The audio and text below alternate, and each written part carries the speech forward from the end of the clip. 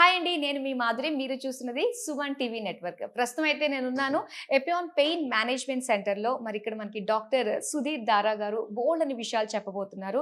So ఇందులో భాగంగా ప్రతి ఒక్కరికి కూడా కామన్ ప్రాబ్లం, ముఖ్యంగా లేడీస్ అంటేనే పెయిన్స్ ముందు ఉండేది ఏంటి అంటే నడుం నొప్పి. మరి ఈ నడుం నొప్పికి మన దగ్గర ఉన్న ఎలాంటి ట్రీట్మెంట్స్ ఉన్నాయి, ఆ ట్రీట్మెంట్స్ ఏ విధంగా చేసుకుంటే మనకి మంచిది, ఇలాంటి విషయాలన్నీ కూడా ఇప్పుడు మనం తెలుసుకునే ప్రయత్నం చేద్దాం. నమస్కారం డాక్టర్ గారు. నమస్తే అండి మాధురి. డాక్టర్ గారు, ఇప్పుడు నేను మీకు యాంకర్గా మీకు అడగడానికి వచ్చాను, లేదంటే పేషెంట్గా అడగడానికి వచ్చాను, ఏదన్నా అనుకోండి. నాకున్న డౌట్స్ అన్నీ కూడా నడుం నొప్పికి సంబంధించి మిమ్మల్ని అడిగేస్తానండి. సో నడుం నొప్పి అన్నది లేడీస్లో బాగా ఎక్కువ కనిపిస్తుందండి. చీటికి మాటికి కూడా వెంటనే నడుం నొప్పి అలసిపోతుంటే వచ్చేస్తుంటుంది. అసలు ఎందుకు వస్తుందండి నడుం నొప్పి అన్నది, ఏజ్తో కూడా సంబంధం లేకుండా? ఇప్పుడు మీరున్నారు కదా, మీరు క్వశ్చన్ అడిగారు కదా, నడుము నొప్పి వస్తుంది మాకు అని చెప్పి. ఓకే, మీరు యంగ్స్టరే. ఓకే, సో నడుము నొప్పి ఎందుకు వస్తుంది అని తెలుసుకోవడానికి ముందు మనం ఏం చేస్తున్నాం పొద్దున్న నుంచి రాత్రి వరకు? మీరు ఎన్ని గంటలు వేస్తారు? పొద్దున్న 6:30కి. 6:30కి. మీ జాబ్కి ఎన్ని గంటలకి బయలుదేరుతారు? 10 o'clockకి. 6 to 10 ఏం చేస్తారు? 6 to 10 వాకింగ్ చేస్తాను. నాకు మీ దగ్గర వాకింగ్ అనాలంటే కూడా ఏం చేస్తున్నారో చెప్పేయండి, తప్పులేదు నేను చెప్తా. వాక్ చేస్తారు ఒక హాఫ్ అన్ అవర్ 45 minutes. దాని తర్వాత ఇంకా ఇంట్లో పిల్లలు వంటలు వగేరా వగేరా వగేరా. సో 10కి ట్రావెల్ స్టార్ట్ అవుతుంది. ఆఫీస్ రీచ్ అయ్యేసరికి 1 hour, 10:45 నుంచి ఇంటర్వ్యూస్. తర్వాత ఈ అన్నిట్లో కూడాను అటు ఇటు తిరగడమే. సరే, ఇంటికి ఎన్ని గంటకి వెళ్తారు? ఇంటికి 5-6 కల్లా వెళ్ళిపోతారు. 5-6కి వెళ్ళిపోతారు. 5-6కి వెళ్ళాక ఏం చేస్తారు? వెళ్ళాక కాస్త రిలాక్స్ అవుతారు. ఎంతసేపు రిలాక్స్ అవుతారు? గంట టీవీ ముందు కూర్చుంటే ఎంతసేపు అన్నా. ఇంకా తర్వాత ఏమైనా పని ఉంటుందా? తర్వాత పని ఉంటుంది. ఎంత ఉంటుంది? తర్వాత ఒక గంటన్నర పిల్లలకి మళ్ళీ భోజనాలు. ఎన్ని గంటలు పడుకుంటారు? 10:30, 11. సో ఇప్పుడు 6 to 10:30 ఎన్ని అవర్స్ ఉంది? ఆల్మోస్ట్ లైక్ 12 + 4 14 hours లో మీరు ఎంతసేపు రిలాక్స్ అయ్యారు? నాకు తెలిసిన మటుకు ఇంటికి వెళ్ళిన 1.5 hour టీవీ ముందు తప్పితే కంటిన్యూస్ పని చేస్తున్నారు. వాకింగ్ చేశారు, పిల్లలకి బ్రేక్ఫాస్ట్ రెడీ చేశారు, లంచ్ చేశారు, వాళ్ళకి ప్యాక్ చేశారు, బయలుదేరారు, ట్రావెల్ చేశారు, జాబ్లో ఇంకేం తిరుగుతూనే ఉంటాం కదా అక్కడిక్కడ. అంత అయిపోయింది, ఇంటికి వెళ్ళారు. ఆ 1.5 hour అంటే 14 hours ఓన్లీ 1.5 hour తీసుకుంటే బ్యాక్ పెయిన్ వస్తుంది. ఇంకేం వస్తుంది? సో నీవు 14 hours ఇంకోటి ఏంటంటే, మనము 14 hours కూడా మధ్యలో బ్రేక్ తీసుకొని రెస్ట్ తీసుకునే ఛాన్స్ ఉంటుంది, మనం తీసుకోం. తప్పకుండా ఒక స్ట్రెన్యూస్ జాబ్కి వెళ్తున్నప్పుడు కండిషన్ చేసుకోవాలా, ఫ్రీక్వెంట్ బ్రేక్స్ కూడా తీసుకోవాలి. బ్రేక్ అంటే బ్రేక్ తీసుకొని వేరే పని చేయడం కాదు, రిలాక్స్ అంటే ఫుల్ బ్యాక్ రిలాక్స్గా ఉండడం. ఒక 1 hour లేదా హాఫ్ అన్ అవర్ మినిమం డేలో, ఫుల్ డేలో. ఇప్పుడు నీ వరకు 10 to 4 or 5 or 6 ఉందనుకో, మధ్యలో హాఫ్ అన్ అవర్ బ్రేక్స్ 2-3 తీసుకోవాలి. ఎక్కడ తీసుకోవట్లే, మళ్ళీ ఇంటికి వెళ్ళి మళ్ళీ పని. సో ఏం చేస్తున్నాం?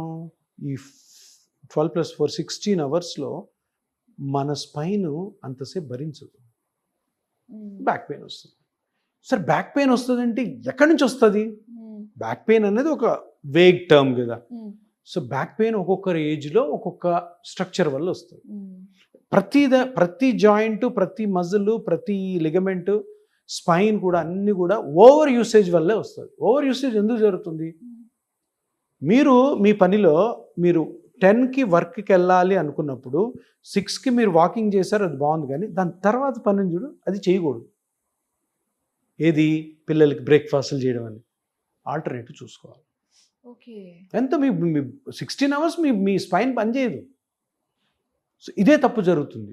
మీ వాకింగ్ నచ్చింది, కానీ నాకు ఆ 7 to 10 మీరు నిలబడి పనిచేసి ఎంతసేపు పని చేయదు, తట్టుకోలేదు స్పైన్, అందుకని పెయిన్. దాని తర్వాత వర్క్ ఎట్లా చేసుకోవాలి? వర్క్ లేకపోతే మనకి ఫుడ్ ఉండదు. తర్వాత ఇంటికి వచ్చిన తర్వాత 1 hour 1.5 hour రెస్ట్ బాగుంది, కానీ మళ్ళీ పని అన్నారు చూడండి, అది డేంజర్. సో వర్కింగ్ ఉమెన్ ఇంకా డేంజరస్లో పడతారు బ్యాక్ పెయిన్కి. ఎందుకంటే ఎక్కడ రెస్ట్ లేదు కదా. ఇట్లాంటి ఇంటర్వ్యూస్, పరిగెత్తాలా, ట్రాఫిక్లో వెళ్ళాలా, నిలబడాలా, వెయిట్ చేయాలి. సో అబ్నార్మల్ చైర్స్లో కూర్చోవాలి, అబ్నార్మల్ పొజిషన్స్లో ట్రావెల్ చేయాలా. సో ఇవన్నిటి వల్ల పెయిన్ వస్తుంది. సో మీ ఏజ్లో ఉన్న వాళ్ళు ఎవరైనా కానీ బ్యాక్ పెయిన్ ఎందుకు వస్తుంది అంటే, ఫస్ట్ ఆఫ్ ఆల్ డాక్టర్కి వెళ్ళే ముందు మనము క్వశ్చన్ వేసుకోవాలి, మనం ఎంత రెస్ట్ తీసుకున్నాం డైలీ. పొద్దున 6కి లేస్తే 2 గంటల మధ్యాహ్నం లోపల ఎంతసేపు కూర్చున్నామని ఆలోచించండి, తెలిసిపోతుంది మీకు. అంటే కూర్చుంటేనే అది రిలాక్సేషన్ అంటారు. అంటే వర్క్ చేస్తూ కూర్చోవడం కాదు, రిలాక్స్గా కూర్చోవడం. అప్పుడు మజిల్స్ రిలాక్స్ అయిపోయి రికవర్ అవుతాయి, రికవర్ అయ్యి మళ్ళీ పని చేయడానికి రెడీ అవుతాయి. ఓకే. మనం అలా ఉండం కదా. ఇప్పుడు మీరు కూర్చున్నారు కదా, రిలాక్సేషన్ కాదు, ఇది వర్క్. ఇది వర్క్ జరుగుతున్నప్పుడు మీ మజిల్స్ అన్ని కంట్రాక్షన్లో ఉంటాయి. ముందుకుంటే మన ఎక్స్ప్రెషన్స్ ఇట్లా అంటుంటాం, దాంట్లో కూడా హర్ట్ అవుతుంది. సో మెయిన్ రీజన్ ఎందుకు బ్యాక్ పెయిన్ వస్తుంది మీ ఏజ్ గ్రూప్ వాళ్ళకి is this over usage of your spine. Okay. ఎప్పుడు కూడా స్పైన్ పెయిన్ వచ్చిన వాళ్ళు పొద్దున్న నుంచి రాత్రి వరకు మనం ఎంతసేపు నిలబడుతున్నాం, ఎంతసేపు మనము తిరుగుతున్నాం, ఎంతసేపు రిలాక్స్గా కూర్చుంటున్నాం. ఆ రిలాక్స్గా కూర్చోవడం మినిమం 12 అవర్స్లో 6 అవర్స్ కానీ 4 to 5, 6 అవర్స్ ఉండాలి. సో అందరూ మిస్టేక్ చేస్తున్నాం. అందరు మిస్టేక్ చేస్తారు, ప్రతి ఒక్కరు మిస్టేక్. ఎంతసేపు నిలబడితే అంత హెల్త్ అనుకుంటారు, ఎంత నడిస్తే అంత ఇది అనుకుంటారు. శుద్ధ అబద్ధము, అది పెద్ద అపోహ. ఓకే. దీని సైడ్ ఎఫెక్ట్స్ తర్వాత ఫ్యూచర్ లో చూస్తాం అనుకుంటా అయితే. అంతే మరి. ఇప్పుడు ఒక్కసారి స్పైన్ ప్రాబ్లం వచ్చింటే జీవితం అంతా హాంట్ చేస్తుంది. ఓకే. ఎప్పుడోసారి వస్తుంది, కొన్ని రోజులు బాగుంటుంది, మళ్ళీ వస్తుంది, కొన్ని రోజులు బాగుంటుంది, మళ్ళీ వస్తుంది. ఎవరో ఒక సర్జన్ కోసేస్తాడు, సర్జరీ చేస్తాడు, సర్జరీ చేసాక దాని కష్టాలు దానివి. ఓకే. ఇప్పుడు ఇందులో మనకి L1 L2 అని చెప్పేసి ఏదో ఇప్పుడు చాలా ఇంపార్టెంట్ క్వశ్చన్ అంటే, సరే బ్యాక్ పెయిన్ వస్తుంది సార్, మరి బ్యాక్ పెయిన్ అంటే ఏమేమి కారణాలు వస్తాయి, ఏమేమి ఉన్నాయి? నేను ఇంతకుముందు చాలా ఇంటర్వ్యూస్లో చెప్పాను, మోకాళ్ళకు నొప్పులు 5 స్ట్రక్చర్ వల్ల వస్తాయి. Bones, muscles, ligaments, cartilage, meniscus, అంతే. ఇంకా అక్కడ ఏమి ఉండవు. స్పైన్లో అట్లా కాదు, కొన్ని వందల స్ట్రక్చర్స్ ఉంటాయి. Okay. Hundreds of structures. Bones ఉంటాయి, లిగమెంట్స్ ఉంటాయి, కార్టిలేజ్ ఉంటుంది, డిస్క్ ఉంటుంది, జాయింట్స్ ఉంటాయి, మజిల్స్ ఉంటాయి, నర్వ్స్ ఉంటాయి. ఇవి ఎన్ని ఉంటాయి? ఒక్కొక్క సెగ్మెంట్, ఇంతకుముందు L1 అన్నారు, L1 సెగ్మెంట్లో ఒక 20 ఉంటాయి, L2 సెగ్మెంట్లో ఒక 20 ఉంటాయి. అలాగా 33 బోన్లు ఉన్నాయి మనకి. ఒక్కొక్క బోన్కి మధ్యలో అన్ని ఉంటాయి. అందుకని ఇక్కడ ప్రాబ్లం ఏంటంటే, స్పైన్ ప్రాబ్లం వచ్చిన వాళ్ళలో 50% మెంబర్స్కి ట్రీట్మెంట్ రాంగ్ అయిపోతుంది. ఎందుకంటే డయాగ్నోసిస్ రాంగ్. అన్నిట్లో ఏదైనా కనుక్కోద్దు. తిరుపతిలో మా గుండోడు తప్పిపోయాడు, అందరికి గుండు ఉంటుంది. కరెక్ట్ అండి. అందరికి ఏ స్ట్రక్చర్. సో ఇది పెద్ద ఛాలెంజ్. ఇప్పుడు ఇంతకు ముందు వరకు పెయిన్ మేనేజ్మెంట్ సెంటర్స్ లేకుండా, పెయిన్ మేనేజ్మెంట్ స్పెషాలిటీ లేకముందు వరకు ఎవరైతే నడుము నొప్పికి ట్రీట్మెంట్ చేసేవాళ్ళో వాళ్ళు జనరల్గా pain killers, exercises, pain killers, exercise, final surgery. కానీ ఆ సర్జరీ కరెక్ట్గా జరుగుతుందా లేదా? జనరల్గా 100 మంది బ్యాక్ పెయిన్తో బాధపడుతున్న వాళ్ళు 5 మందికే సర్జరీ ఫిట్ ఉంటారు. మరి 95 మంది ఏమవుతున్నారు? ఈ 95 మెంబర్స్ ఏమవుతున్నారు? 95 మెంబర్స్ కూడా నొప్పితో బాధపడుతున్నారు. ఎందుకు? నొప్పిని అప్పుడు రిలీవ్ చేసుకోవాలంటే ఏం మెథడ్స్ ఉన్నాయి? ఏమి లేవు. టాబ్లెట్స్కి అడిక్ట్ అయిపోయి కిడ్నీ పోయిన వాళ్ళు ఉన్నారు. ఏంటి రీజన్ అంటే బ్యాక్ పెయిన్. మీకు బ్యాక్ పెయిన్ ఇన్సిడెంట్స్ ఎంత తెలుసా సొసైటీలో? ఇప్పుడు జూబ్లీ హిల్స్లో ఒక 1,00,000 మంది ఉన్నారనుకోండి, 1,00,000 బ్యాక్ పెయిన్తో బాధపడేవారు 30,000 మంది ఉంటారు. 30%. ఎంత ఎక్కువ బర్డన్ చూసారా? వేరే జబ్బులన్నీ కూడా <1% ఉంటాయి. ఇది ఒక జబ్బుగా చూసుకున్నా కూడా 30%. అంటే ఈ 30% మెంబర్స్ ఏదో ఒక నొప్పితో ఏదో ఒక రోజు జాబ్ మానేయడమో, ఒక వారం లీవ్ తీసుకోవడమో, ఒక నెల లీవ్ తీసుకోవడం, కొంతమంది జాబులు మానేయడం, జాబ్ కంప్లీట్గా ఎత్తాడు. అంత ఉంది దీని సోషల్ బర్డన్. ఇక్కడ జరుగుతున్నది ఏంటంటే, మనం మళ్ళీ వచ్చేది కారణాల కోసం. ఇప్పుడు నేను చెప్పింది physiotherapy, tablets, final surgery. Surgical indication 5%. అంటే 100 మందిలో 5 మందికే. ఈ 95 మందికి చాలా చాలా కారణాలు ఉన్నాయి. ఇప్పుడు పెయిన్ మేనేజ్మెంట్ సెంటర్స్లో ఉన్న ఎక్విప్మెంట్ తోటి, ఉన్న స్కానింగ్ ఫెసిలిటీస్ తోటి ఆ చిన్న చిన్న స్ట్రక్చర్స్, చిన్న లిగమెంట్ క్రాక్ అవ్వచ్చు, చిన్న జాయింట్ ప్రాబ్లం రావచ్చు, చిన్న డిస్క్ ప్రాబ్లం రావచ్చు, చిన్న నర్వ్ కంప్రెషన్ కావచ్చు. ఈ అన్నిటికి కూడాను కరెక్ట్గా ఆ పాయింట్ని కనిపెట్టి దానికి రీజనరేటివ్ థెరపీ, చిన్న చిన్న రేడియో ఫ్రీక్వెన్సీ ట్రీట్మెంట్ తోటి కంప్లీట్గా రికవర్ చేయొచ్చు. ఓకే. సో ఇక్కడ ఈరోజు మనం తెలుసుకోవాల్సింది ఏంటంటే, స్పైన్కి చాలా ఒక 10 years బ్యాక్ వరకు కూడాను సర్జరీ ఇండికేషను ఓన్లీ 5%. 100 మందిలో 95 మంది సఫర్ అవుతానంటారు. 95 మంది పోయి డాక్టర్లు అడుగుతారు, సార్ నాకు సర్జరీ చేసేయండి సార్, భరించలేక. అది రాంగ్ సర్జరీ అవుతుంది. సో అందుకని ఇప్పుడు అందరూ తెలుసుకోవాల్సింది ఏంటంటే, 95% ఎవరైతే ఆపరేషన్కి ఫిట్ కారో వాళ్ళందరికీ కూడాను దెర్ ఈజ్ ఎ హోప్. తప్పకుండా రికవర్ అవుతారు. But only thing is correct doctor దగ్గరికి వెళ్ళి కరెక్ట్గా స్కాన్ చేసుకొని ఆ స్ట్రక్చర్ ఎక్కడి నుంచి అయితే నొప్పి వస్తుందో కనుక్కోవాలి. ఇప్పుడు మనం మామూలుగా చూసేది సర్జరీలు జరిగేది సయాటికాకి, ఇక్కడ నుంచి కాలంతా గుంజుతుంటుంది, డిస్క్ బయటకు వచ్చింటే నరం వాస్తుంది, కాలు గుంజుతుంది. ఇది అందులో కూడాను అలాగ సయాటికా వచ్చే నొప్పి వాళ్ళకు కూడాను ఒక 5% సర్జరీకి పోవాలి. మిగతా 95% ట్యాబ్లెట్స్, ఫిజియోథెరపీ. కొత్త ట్రీట్మెంట్స్ ఏంటంటే ఇప్పుడు రేడియో ఫ్రీక్వెన్సీ అబ్లేషన్ అని ఒక చిన్న నీడిల్తోనే ఆ ఇన్ఫ్లమేషన్ని తగ్గిస్తాం, ఆ నరం వాసి ఉంటుందో అది తగ్గిస్తాం. సో సర్జరీకి వెళ్ళాల్సిన అవసరం లేదు, నొప్పి బాధపడాల్సిన అవసరం లేదు, నొప్పి మాత్రలు వేసుకోవాల్సిన అవసరం లేదు. అదేవిధంగా కొన్ని కండిషన్స్ ఉంటాయి. ఈ స్పైన్లో చిన్న చిన్న జాయింట్స్ ఉంటాయి, ఒక బోన్కి ఇంకో బోన్కి మధ్యలో. ఇప్పుడు చూడండి, ఈ 33 బోన్లు అని చెప్పాను కదా, ఈ బోన్కి మధ్యలో వెనకాల జాయింట్ ఉంటుంది, దీన్ని ఫెసెట్ జాయింట్ అంటాం. ఈ జాయింట్ అరిగిపోతుంది. మీరు ఇంతకుముందు చెప్పారు కదా, పొద్దున్న 6 నుంచి 11 వరకు ఆ జాయింట్ అరిగిపోవచ్చు చిన్న వయసులో. ఆ జాయింట్ అరిగిపోతే నొప్పి వస్తుంది, దానికి సర్జరీ లేదు. అసలు ఏ రకమైన సర్జరీ ఎందుకు? ఇంత చిన్న జాయింట్ ఇంత ఉంటుంది, అది అరిగిపోయి నొప్పి పడుతుంది. ఇట్లా నడుము వెనక్కంటే సివియర్ పెయిన్ వస్తుంది, వంగితే నొప్పి వస్తుంది. సో దానికి కూడా ఒక లేజర్ ట్రీట్మెంట్ ప్లస్ పిఆర్పి కూడా చేస్తాం. వావ్, అంత చిన్న దానికి కూడా మన దగ్గర అవైలబుల్ గా ఉంది ట్రీట్మెంట్. ఇప్పుడు ఆ 2 జాయింట్లు ఇట్లా ఉండాలి, గ్యాప్ ఉండాలి, అంటే ఫ్రీ మూవ్. అది అతుక్కుంటుంది. ఎందుకు అతుక్కుంటుంది? లోపల చిన్న కార్టిలేజ్ ఉంటుంది, ఆ కార్టిలేజ్లో కానీ పిఆర్పి వేసాం అనుకో అది రికవర్ అవుతుంది.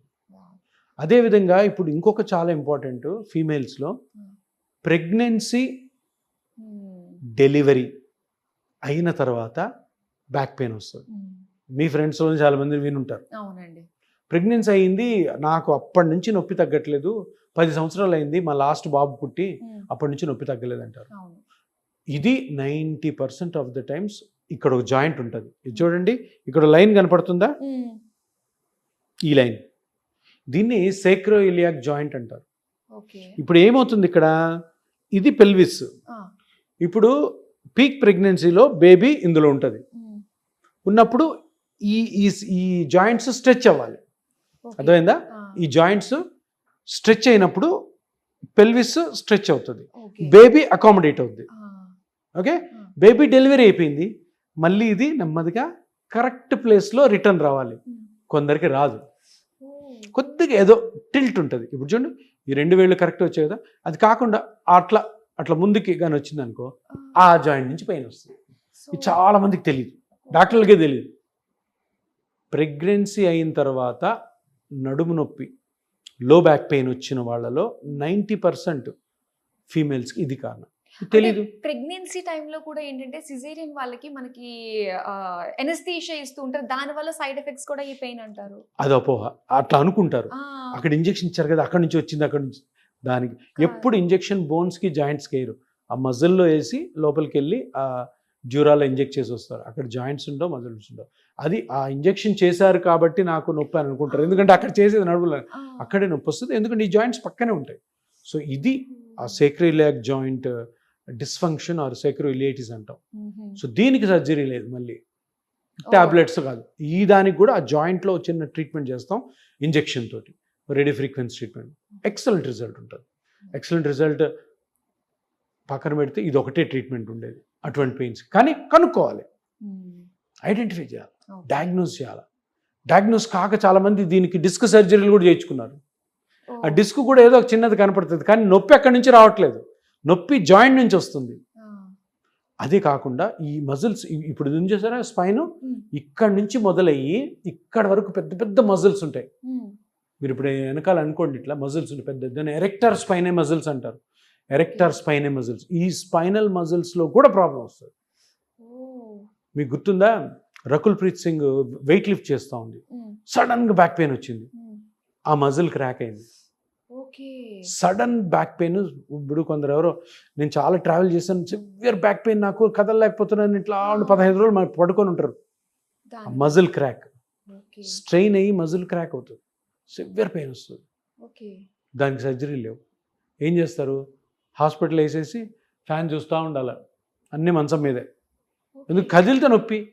కంప్లీట్ రెస్ట్ ఇస్తే 20 రోజులకో నెలకో హీల్ అవుతుంది.